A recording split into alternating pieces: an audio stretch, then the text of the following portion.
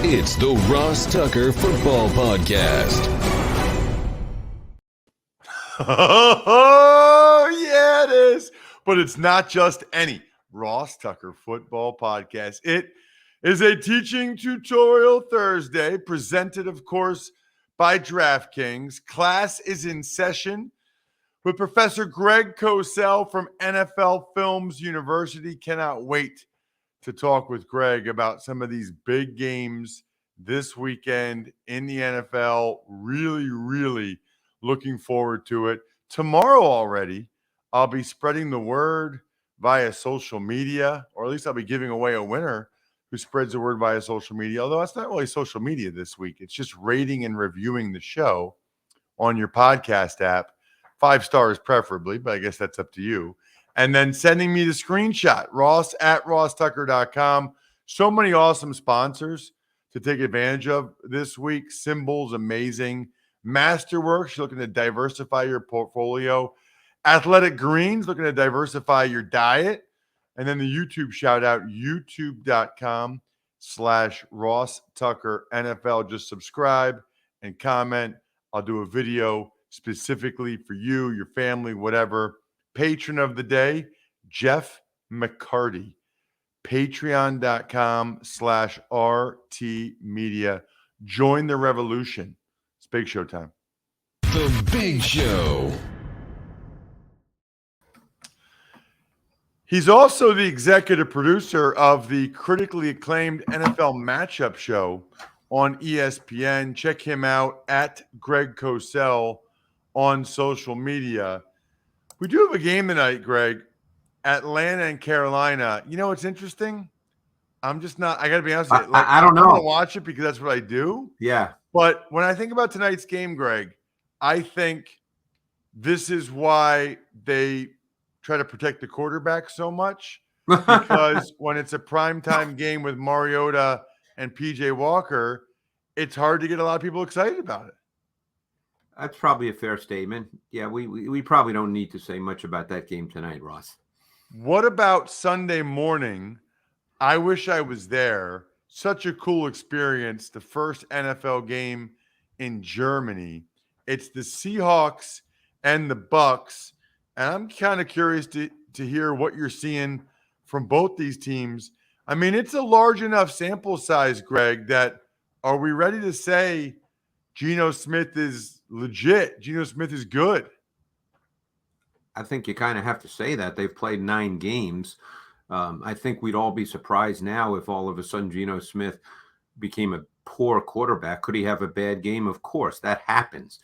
But I think they do a really good job with their offense. They're very balanced. They use run game concepts to set up a lot of their pass game. They're very efficient with play action boot, and that presents basically no read throws. Geno's been very decisive with the ball. He's not really forced throws. You know, I think the other side of the ball is really interesting. The Seahawks defense has not been talked about very much, Ross, simply because of Geno Smith and how he's playing. But they've been playing extremely well. And when you look at the Bucks clearly cannot run the ball. Tom Brady has had more third down dropbacks than any quarterback in the NFL. That's really not something you aspire to. And those third down dropbacks, because he's a drop back quarterback playing behind still a kind of work in progress offensive line, you get into situations where there's pressure.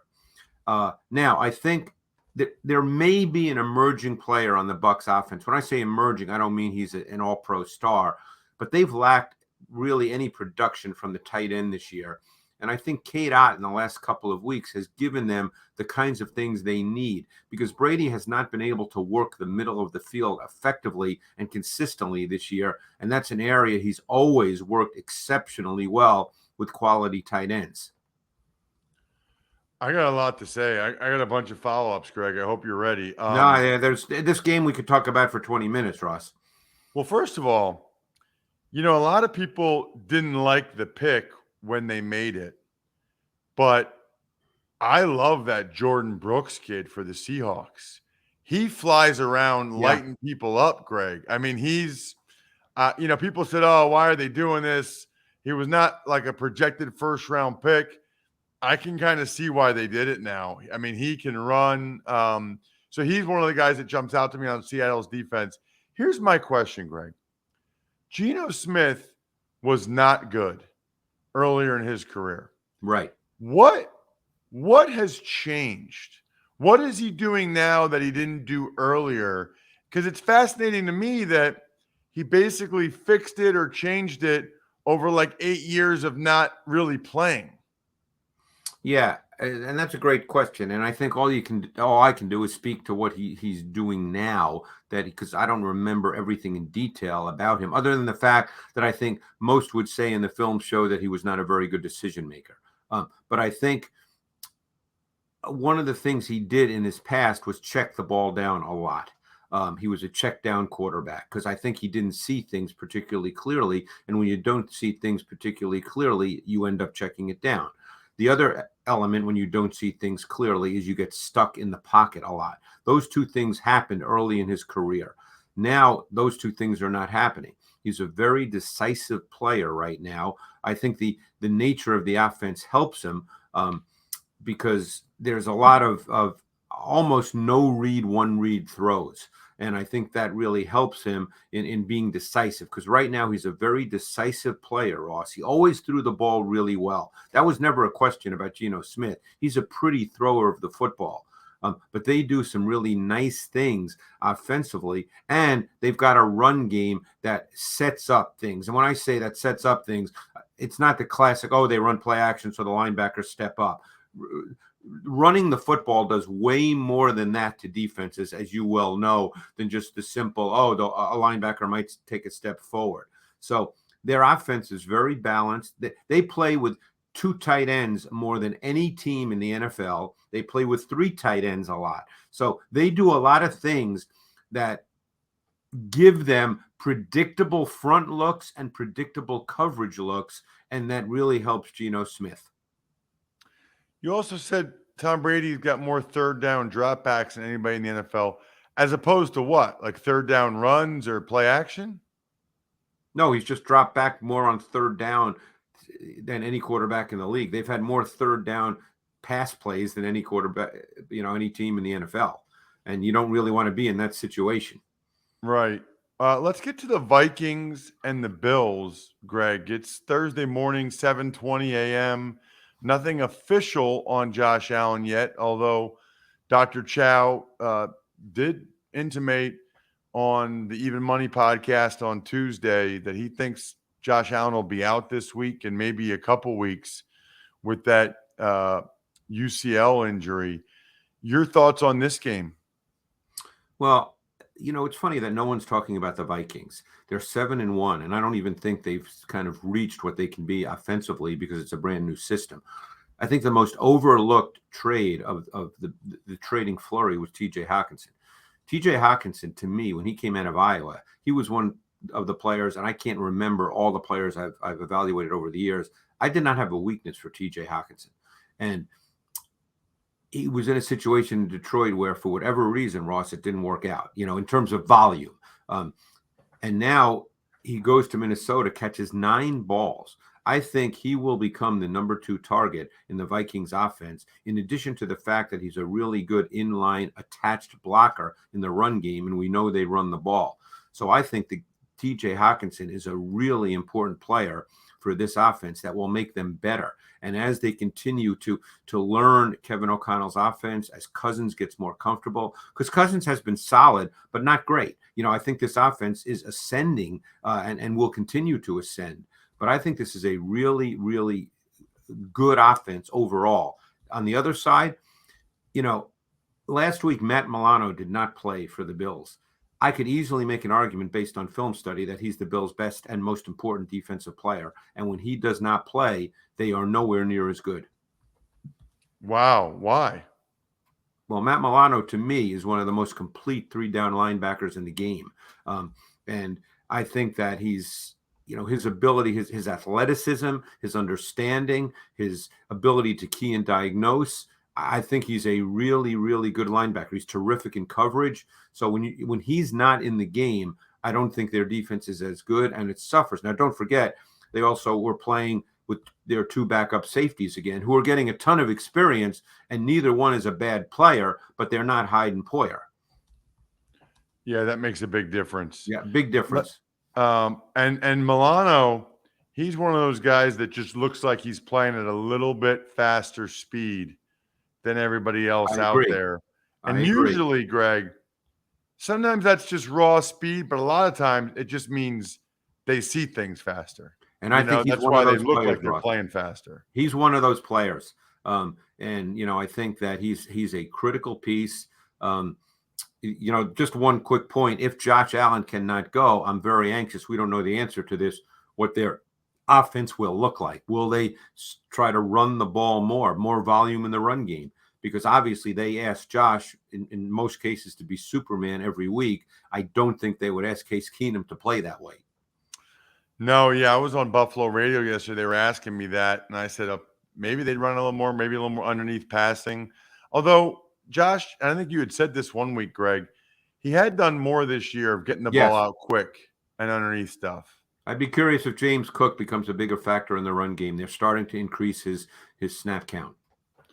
The Lions are playing the Bears, and I guess as much as anything, I know we talked about it a little bit last week, Greg, but another really good performance by Justin Fields. Yeah, another example of a team, I think, playing to what the quarterback does well.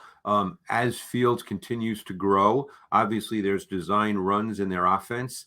It's interesting. Miami did a specific thing on third down pretty much all game except for one play. And on that one play, Fields ran 61 yards for a touchdown on third down. But Fields is still growing as a passer. Obviously, he's not there at where you want him to be as a pocket quarterback. Their pass game is essentially, and I don't mean this in a negative way, this is the right thing to do. Their pass game is for the most part kind of remedial and elementary, but you can see that Fields is a more comfortable player each and every week. You can just tell that by watching him, by his body language. And he actually throws a really good ball. So they're trying to massage him along with the pass game, and then use the strength, use his comfort level throughout the rest of the game with a lot of design runs. There's zone reads, there's other quarterback design runs, and it's effective right now. He's almost 230 pounds, Ross. He's a big dude. He's a different kind of runner, let's say, than Lamar Jackson. He's a more powerful runner than Lamar Jackson. So he's a fascinating player to watch. I've watched him every week, and he's clearly incrementally improving. And I'm really curious to see what they do with him as the year progresses. One thing I think is interesting about that is I hear people saying, like, why haven't they been doing this the whole time? Because I think they said that they studied during the bye week how the Bills use Josh Allen, how the Ravens use Lamar Jackson. The only thing I would say is, like, that's not how he was used at Ohio State. I mean, he would be in the gun, and it wasn't a lot of design run. I mean, he threw the ball all over the place at Ohio State. So I think that's why they didn't think, hey, we're going to have 10 carries a game. It's so funny you say that, because I went back and I just looked up his numbers at Ohio State, because his last year there was the pandemic year. So you almost have to put that aside because they only played 6 or 7 games. So you have to go back the year before when they had a full slate. And, obviously C.J. Stroud's the quarterback at Ohio State now, and he's likely to be a top 5 pick, and everybody's talking about his numbers. In that full season at Ohio State, Fields threw 41 touchdowns and 3 interceptions. So when he came out, while there were concerns about him clearly, as there are with most quarterbacks coming out, very few are pristine finished products. Really, no one is. There's always a few things that you say, hey, this is clearly needs to be worked on. The fact is, he put up the same kind of numbers that a C.J. Stroud's putting up. And, he threw the ball really well. He's a good thrower of the football with a pretty strong arm. So, yeah, I mean, this is not a case where a guy came in the league and people said, oh, this guy can't throw. Let's see what we can do with him. That was not the case at all. Speaking of prospects coming out, let's talk Chiefs-Jags, one of the more intriguing matchups. It felt like Trevor Lawrence took a step forward on Sunday against the Raiders, Greg. Yeah, I thought I'm curious what you're seeing from him. Yeah, I thought he played one of his best games. I'm not in the business of now saying that this is the turning point because you just don't know. He had started the season extremely well. I thought there was clear improvement through the first 3 or 4 weeks. Then he struggled a bit. And I thought this week it was a really beautiful mix of Doug Peterson and staff with what they did with the nature of their offense and the play concepts and the throws. And then just Lawrence being really efficient, being really decisive. And he knew where to go with the ball. He clearly felt comfortable with what the concepts were. He didn't get stuck in the pocket. He was able to make throws where he was clean because he was so decisive. And when he does that, he's a nice thrower of the football. And I thought he made a couple of really good throws. So I thought this was arguably his best game of the year. Whether we want to say this is the beginning, we don't know. They're at Kansas City this week, so we don't know how that's going to play out. But it was a strong performance by Trevor Lawrence. It was fun to watch. It was, yeah. Chargers are at the Niners Sunday night football. Intriguing game, Greg. What will we be looking for in that one? Really intriguing game. And from what I understand, the Niners are back to pretty, much full health. Deebo Samuel's been a full participant in practice. We saw in the last game before the bye, McCaffrey getting about 45 snaps and what he means to that offense. This is an offense that obviously will still play a certain way because that's what Kyle Shanahan believes, and that's what Jimmy Garoppolo is. Obviously, they're not going to be an offense that starts throwing it 40 times. It'll be the run game, and they'll work off the run game. In some ways, it's a similar, because Mike McDaniel came from there, it's a similar offense to what the Dolphins run. They don't have the same level of explosiveness on the outside. And Tua is a little different than Jimmy Garoppolo, although they're more similar than people might think. But I think that's what their offense is. That's how the Niners are going to play. And they're playing against the Chargers defense that's still struggling a bit to stop the run. So I would expect the Niners to kind of look like we expect the Niners to look. I would agree. Yeah, and it's one of the things I think is interesting about the Chargers. They had no interest in bringing back Kaiser White or Uchenna Nwosu. Those guys are good. I think I would love to talk to somebody out there and be like, really? You didn't like Kaiser White or who led you in tackles or Uchenna Nwosu? Because they're both, I feel like, excelling in their new places. Nwosu's playing really well in Seattle. He's become one of their dominant defenders. So I know since the show is on ESPN, Greg, that you guys always dive into the Monday night game. It's the Commanders and the Eagles. Commanders almost won their 4th game in a row. They were up by 10 in the 4th quarter against the Vikings. Then Heineke had a pretty bad interception. What will you be looking for in this one? Yeah, to me, one of the things that's not really talked about a lot is the Eagles' defense. I know in the last week or so, their run defense has not been exactly what they want it to be, but this defense has played well, and they've got really good players at all 3 levels. And I think their secondary is really, really a strength. They have Bradbury and Slay at corner. I think Avonte Maddox could be out this week, their slot corner, but he's a good player. And at safety, I think Epps and Gardner Johnson are really good players. I think Marcus Epps is, he's never talked about as being one of the better safeties in the league. I think he's played really well. And I liked him watching his tape going back 2 years, and I knew he'd be a starter at some point. This is a team that does not give up a lot of big plays. They can rush the quarterback. They can rush with 4. When you can rush with 4, the teams that can do that, they can play really good defense. The Titans can do that. When you can rush with 4, it gives you a lot of options in the secondary because you're playing with 7 against 5 eligibles. And so you have an advantage. It's a numbers advantage, and you can do more things. So this Eagles defense is playing pretty good. Offensively, this is an offense that is so efficient. They don't run a lot of plays, Ross. This is not one of those, the playbook has 300 pages and what are they going to pick this week? They don't run a lot of things. They just run them really, really well. And the fact that Jalen Hurts can be a big factor in your run game, which defenses always have to prepare for, just really enhances what they can do. He is at Greg Cosell on Twitter. He's a stud on NFL Films or NFL Matchup Show and over at NFL Films. Thank you, Greg. Thanks, Ross. And thank goodness for Simply Safe. Flying out to Denver today. I've got New Mexico at Air Force on Saturday. So if anybody has any recommendations for anywhere I should eat or have a beer in Colorado Springs the next 2 nights, please let me know. Anyway, while I'm away, I know my family will be safe because of Simply Safe. And right now, you guys can order the #1 rated Simply Safe home security system for 50% off. Here's why I love it. Really peace of mind as much as anything, right? Like when I'm not there, I know, okay, we've got the security system on. We're all set there. I know my family's safe. And then even when I come home or we come home after I've been away and the alarm's still on, you know nobody's been in your house. There's a reason why Simply Safe's best home security system of 2022 by U.S. News and World Report, that's their 3rd year in a row. It costs less than $1 a day.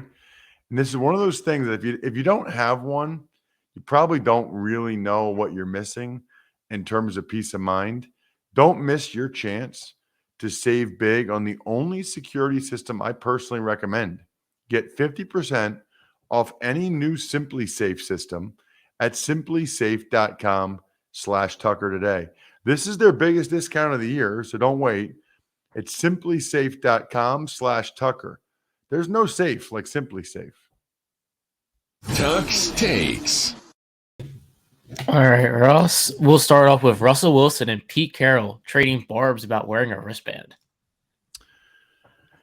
It is very clear that these guys did not part on good terms and that these guys had an issue with each other. Pete Carroll was talking about Geno Smith and how well the offense is playing and said he felt like one of the reasons was because he wears a wristband with the plays that helps him, get signaled in faster and he gets them called faster. And Pete Carroll said there was resistance previously. Russell Wilson was asked about it. He said, we won a lot of games without a wristband. So those guys clearly don't like each other and did not end on good terms there in Seattle. Tuck's Takes. Dr. Chow thinks Josh Allen's out this week and likely the next couple weeks. So he sort of hinted at this on the Even Money podcast on Tuesday. He's at Pro Football Doc on Twitter, but there's nothing official with Josh Allen. He didn't practice yesterday. Sean McDermott, their head coach, said, we'll see when he was asked about whether or not Josh will play on Sunday. But based on him not practicing and based on the reports of, the nerve issue, Dr. Chow is very confident. He's like over 95%. You can listen to exactly what he said. The clips are posted to @RossTuckerPod on social and, Instagram and Twitter. And I actually retweeted it as well. So you can check that out. But it seems pretty clear that his record's like over 95% correct in these predictions. So certainly something to keep in mind. Might be a good time for Bills fans or anyone to drink some Labatt Blue Light. You know I love Labatt Blue Light. You know I love Buffalo. You know there's no better way to watch your team on game day than with the pristine Canadian goodness of a cold Labatt Blue Light in your hand. Stock up. Get it in your fridge. Get ready for tailgates, high school football, college football, NFL. Certainly at your house in your fridge so you can share a Labatt on game day with your crew. Always enjoy responsibly. Beer. Labatt USA, Buffalo, New York. Tuck's Takes. Rams quarterback Matthew Stafford is in concussion protocol. Not good. Not good at all. When someone goes in concussion protocol like on a Wednesday, that means they had symptoms that they experienced maybe Tuesday or whatever. And it makes it a lot tougher for them to clear the protocol because there's like 4 steps to clear the protocol to be able to play. So I don't know. That's another one where I'd have to ask Dr. Chow, but it sounds like it might be tough for Stafford to clear the protocol in time for Sunday's game against the Cardinals. Tuck's Takes. Titans rookie wide receiver Treylon Burks was designated to return to practice. So, interesting. Some of the quotes from Tannehill didn't totally sound like he's going to play this week, but they're just quotes, and maybe he's doing that on purpose, even though Dr. Chow had said on the Even Money podcast that he does think there's a good chance Tannehill plays this week. I guess we'll see. But, the way that Titans have been playing, you add Tannehill and you add Treylon Burks, who was doing some good things before he got hurt. Now the Titans might have something. They don't need a ton from their receivers. They just need a few plays a game. Titans might be a force to be reckoned with again. Tuck's Takes. Jets move Elijah Moore to slot receiver while the Packers claim safety Jonathan Abrams. I feel like Elijah Moore should have been a slot receiver the whole time. That's what he dominated with at Ole Miss. I'm a little confused as to why he wasn't. And especially after you get Garrett Wilson, to have him outside and you have Denzel Mims outside makes all the sense in the world to put Elijah Moore in the slot. As for Jonathan Abram, it's interesting that the Packers claimed him. Obviously, Rich Bisaccia is the special teams coordinator in Green Bay, and he was with Abram the last couple of years in the Raiders in Las Vegas. So I talk about lifelines all the time. Bisaccia obviously knows what Abram can bring to the table and likes it and said, hey, let's claim this guy. Tuck's Takes. We got a game tonight, Ross, with the Atlanta Falcons at the Carolina Panthers. Who are you taking and why? So I like the Falcons. I really don't know what to expect from the Panthers. They had 2 pretty good performances in a row, right? They beat the Bucs. I still can't believe that happened, by the way. 21-3, they beat the Bucs. What a terrible, terrible loss for the Bucs. But then they even played pretty well, against the Falcons in that loss that they lost in overtime. They missed a couple of kicks. That would have been a win. But last week against Cincinnati, the Panthers were dreadful. I don't know this, but off the top of my head, I feel like every Falcons game has been a 1-score game. And they've won 4, they've lost 5, but they've all been right there, 1-score games. I kind of feel like the Falcons get to 500 tonight, 5-5, which is pretty good. With 7 games to go, considering a lot of us, maybe myself included, didn't know if the Falcons would win 5 games all year.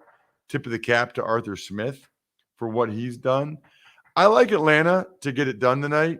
Probably, I don't have that much faith in Carolina to score that many points. I don't know, 24-20, 23-20, something like that. I'll take the Falcons. I'll also take getting nice TV without the high prices and the endless contracts. Sling is your most valuable option when it comes to finding your favorite channels with the best deal for sports, news, and entertainment. You can watch every touchdown live every Sunday afternoon with NFL Red Zone on Sling. For a limited time, get Sling Blue and add on Sports Extra with NFL Red Zone for half off your first month. Regular $46, now only $23. You get the best deal on Red Zone, so you can catch all the touchdowns at the lowest prices with Sling TV. Visit sling.com/DraftKings to sign up today. Got some shout outs always at the end of the show for some of the businesses that some of you guys have, which I love. BackOfficeScheduler.com, Vision Comics with an X, Evergreen Economics, Go-Bengals.com, SteakhouseSports.com, HumanHeadNYC.com, Sporticulture, and Pizza Boy Brewing. And of course, MyFrontPageStory.com. Get one of these stories for a loved one now before you forget. Tomorrow, I'll recap tonight's game and give you my picks for every other game in the NFL. Everything else is posted now. College draft, fantasy feast, business, sports, even money. I think we're done here. Thanks for listening to the Ross Tucker Football Podcast. Make sure to also subscribe to the Fantasy Feast, Even Money, Business of Sports, and College Draft. All available at Apple Podcasts, rosstucker.com, or wherever podcasts can be found.